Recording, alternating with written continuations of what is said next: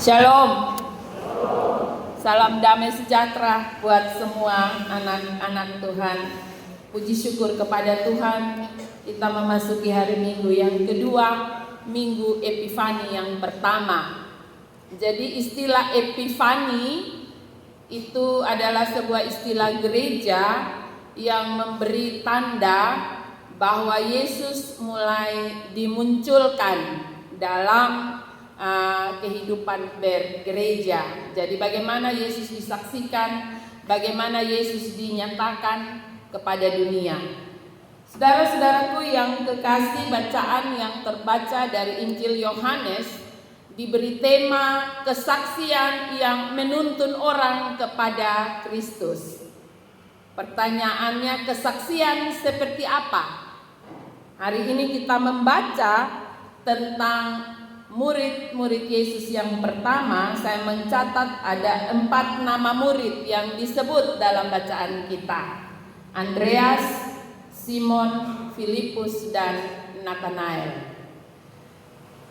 Dan kita menemukan pula ada 4 kesaksian dalam bacaan ini. Kesaksian yang pertama ialah kesaksiannya Yohanes. Yohanes yang dimaksudkan di sini adalah Yohanes Pembaptis. Jadi pada satu kesempatan Yohanes sedang berdiri dengan 2 orang muridnya, 2 orang murid Yohanes. Ya, kemudian dia melihat Yesus dan dia menunjuk kepada Yesus. Dia menyampaikan kesaksiannya tentang Yesus. Dia mengatakan, "Lihatlah anak domba Allah." Itu kesaksian Yohanes. Kita tahu bahwa Yohanes sendiri sudah lebih terkenal karena dia telah melakukan pemberitaan sebelum Yesus datang. Ia menyampaikan kabar tentang pertobatan. Dia menyerukan kepada umat Israel untuk bertobat, dan bagi siapa yang memberi dirinya bertobat, ia membaptis mereka. Artinya Yohanes telah mendahului Yesus dalam karya-karyanya. Bahkan ia telah memiliki sejumlah murid. Tetapi ketika ia mengenal Yesus, ia mengetahui tentang Yesus, dan kepadanya Allah menyampaikan, ketika Yesus dibaptis, ia melihat dan mendengar sendiri bahwa inilah anakku yang kukasihi, kepadanya aku berkenan. Maka Yohanes memastikan bahwa Yesuslah yang dimaksud oleh nubuatan para nabi, yaitu Mesias yang ditunggu, anak domba. Kenapa Yohanes memberi kesaksian tentang Yesus? Kenapa dia tidak menyebut ini dia Mesias, ini dia juru selamat? Yohanes lebih memilih kata anak domba Allah, karena Yohanes tahu bahwa menjadi Mesias, Yesus harus menjadi anak domba Allah. Karena kita tahu bahwa domba adalah binatang yang dipakai untuk karya penebusan dosa. Ya, dalam masyarakat Yahudi, domba dikenal sebagai hewan yang dibawa ke dalam rumah Tuhan untuk korban penebusan dosa. Karena itu Yohanes lebih memberi kesaksian tentang Yesus. Ketika dia menyatakan tentang Yesus, dia lebih memilih kata ini, lihat anak domba Allah. Bahwa Yesus adalah domba yang akan dikorbankan oleh Allah bagi keselamatan umat manusia. Kesaksian yang kedua kita menemukan terbaca dari Yohanes, dari Andreas di ayat yang ke-41. Ya, ketika Andreas mengikut Yesus, ia memberi kesaksian kepada Simon, kami telah menemukan Mesias, yang artinya Kristus. Ini menjadi kesaksian Andreas kepada Simon, dan akhirnya ia juga membawa Simon kepada Yesus. Kesaksian yang ketiga kita menemukan terbaca dari kesaksiannya Filipus. Filipus menyampaikan kesaksiannya. kesaksiannya pada ayat yang ke-45. kami telah menemukan Dia yang disebut Musa dalam kitab Taurat oleh para nabi, yaitu Yesus anak Yusuf dari Nazaret. Ini menjadi kesaksian Filipus yang mengantar Natanael kepada pengenalan akan Yesus. Dan kita menemukan kesaksian Natanael tentang Yesus dalam ayat yang ke-49. Natanael mengatakan, "Engkau anak Allah, engkau raja orang Israel." Pertanyaannya, apa yang menjadi kesaksian kita di dalam hidup kita sampai hari ini? Kita sudah sampai pada hari yang ke-11 di tahun 2026. Kita telah mengenal Yesus di sepanjang tahun sampai tahun 2025 kita mengakhirinya. Kemudian kita menjalani hari-hari di tahun 2026 dan kita menginjakan kaki di hari yang ke-11. Apa yang menjadi kesaksian kita tentang Yesus? Siapa Yesus menurut kita secara pribadi? Saudara-saudaraku yang kekasih, Yohanes menunjuk kepada Yesus sebagai anak domba Allah. Ia mau mengarahkan murid-muridnya untuk mengikut Yesus. Ini sesuatu yang luar biasa.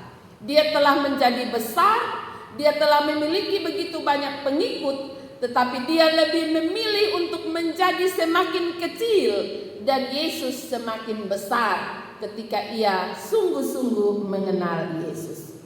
Yohanes tahu dan mengenal Yesus dengan baik.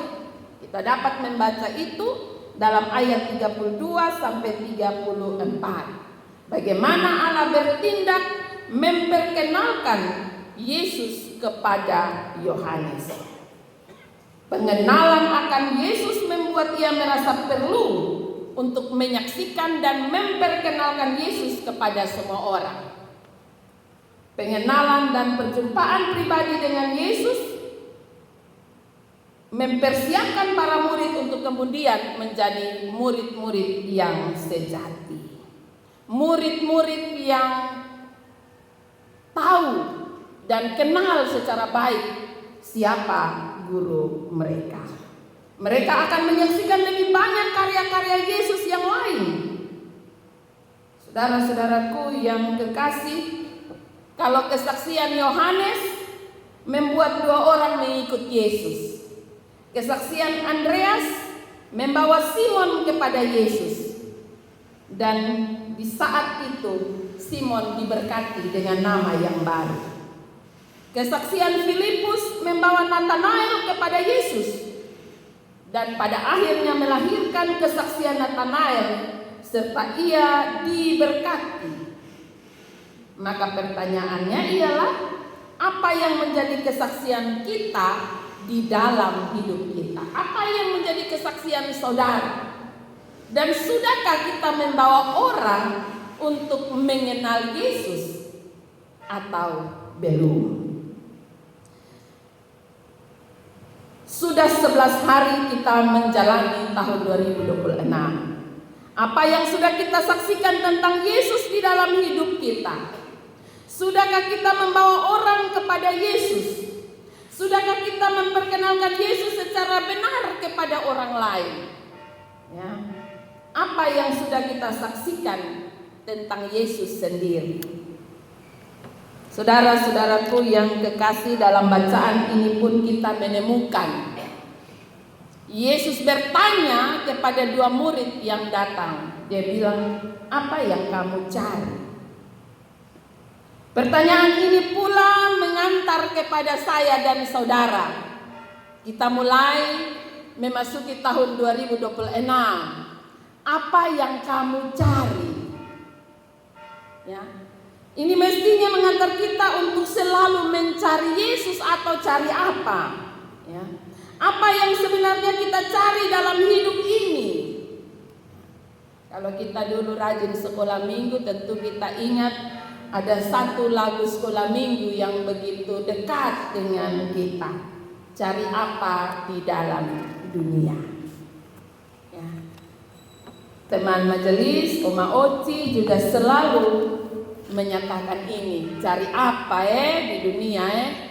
Saudara-saudaraku yang kekasih, sama seperti pertanyaan Yesus, apa yang kamu cari?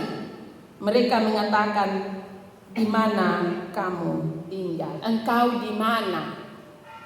Bapak pun tanpa di mana? Bapak mau pergi. Saudara-saudaraku yang kekasih, sudahkah pertanyaan ini terus terngiang di dalam hati kita, dalam pikiran kita, ketika kita menjalani hari-hari ini? Apa yang kamu cari? Saudara-saudaraku yang kekasih, sama seperti Yohanes dan 4 murid pertama setelah mengenal dan mengalami perjumpaan dengan Yesus, mereka mengajak orang lain untuk semakin banyak orang bisa menerima dan mengakui Yesus sebagai Mesias, sebagai juru selamat. Maka demikian pun saya dan saudara. Marilah kita terpanggil untuk menjadi alat di tangan Allah, untuk menyaksikan Yesus dalam kehidupan kita, sehingga semakin banyak orang datang kepada Yesus. Melalui kehidupan kita, melalui setiap pernyataan-pernyataan kita, melalui setiap tindak tanduk kita, mampukah kita mendatangkan orang untuk semakin dekat kepada Yesus, ataukah orang semakin jauh dari Yesus karena kehidupan kita?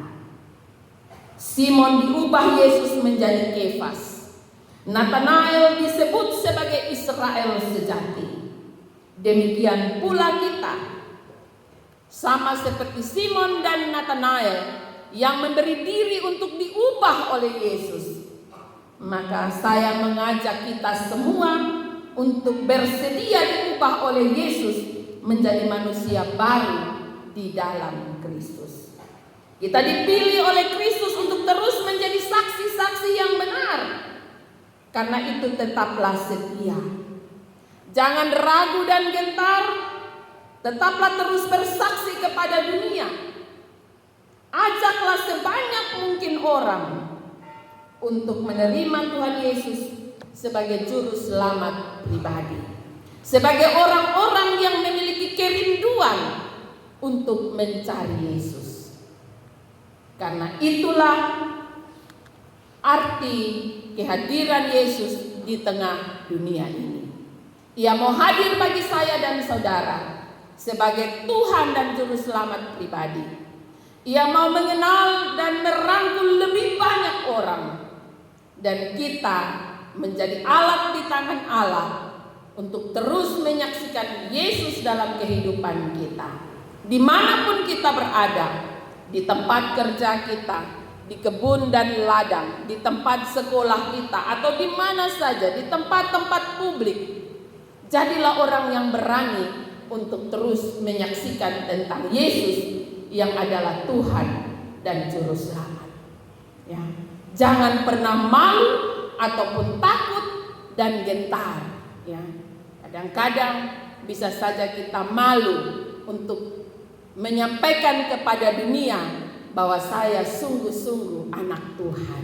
Ya, kita lebih memilih untuk menyelamatkan dunia komunitas kita, pergaulan kita, kehidupan bersama kita. Kita lebih memilih untuk menyenangkan manusia daripada menyaksikan Yesus secara terus terang kepada dunia, dan pada akhirnya banyak orang mengambil keputusan untuk mengikut Yesus.